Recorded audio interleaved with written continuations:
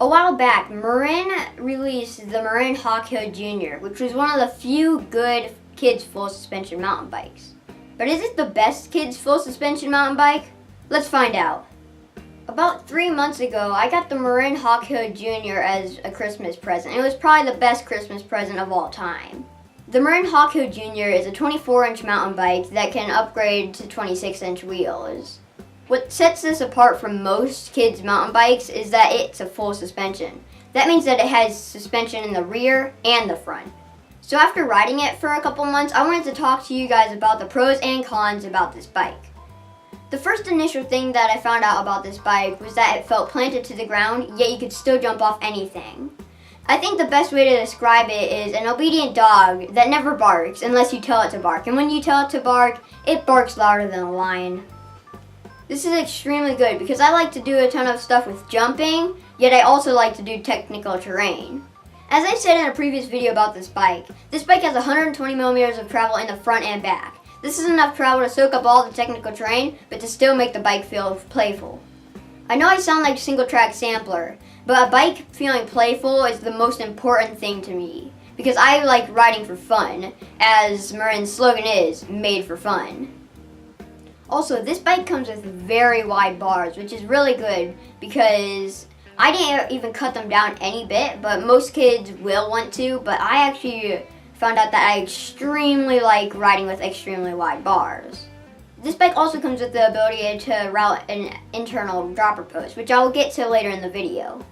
Let's talk about the head tube angle. The head tube angle on this bike is pretty slack, and I really like that because it feels very comfortable to ride fast down steep terrain. This bike is classified as a trail bike, but I would more classify it as an enduro bike, as it has a super slack head tube angle at 67.5 degrees. This doesn't seem that slack, but for a kid's bike, it's super slack. As this bike is my first full suspension bike, I want to talk about the differences that it made from riding my old bike. First off, this bike's back tire feels planted, as my last bike was a hardtail, so the back end was bouncing all around when I was going down technical terrain. Another thing about the back suspension is that it's super easy to use to travel while still being very light. Props to Marin for figuring out how to make the travel easy to use with a lightweight rider, as its riders are going to be kids.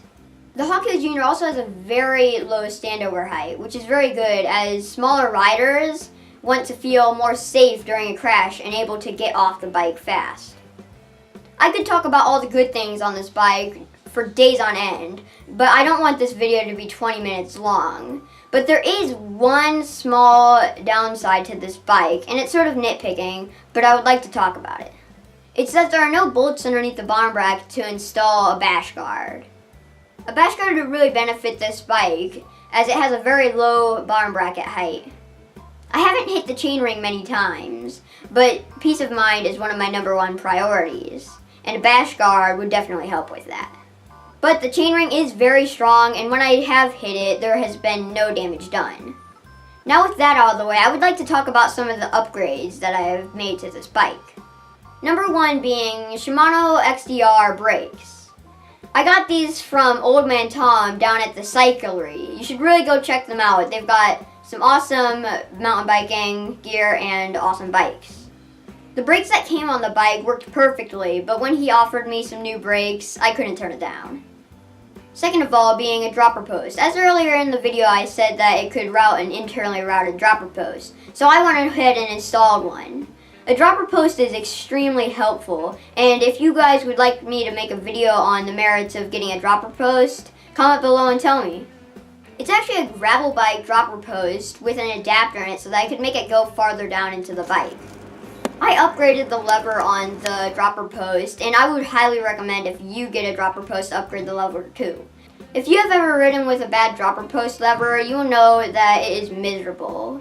As I haven't done that many times, but I do know that a good dropper post lever is very helpful.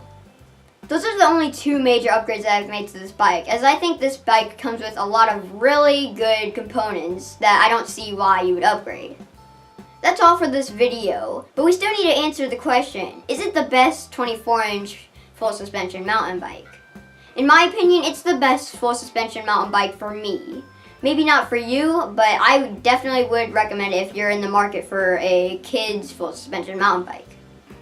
If you really want to get this bike, you can head down to Mountain Bike Shed, or for all of your mountain biking needs, you can go down to Mountain Bike Shed or Take a Hike Shop. And if you're not in the area, you can go to takeahikeshop.com. Anyway, if you enjoyed the video, you can hit the subscribe button and like the video. But as always, don't forget, Shred for Life, peace!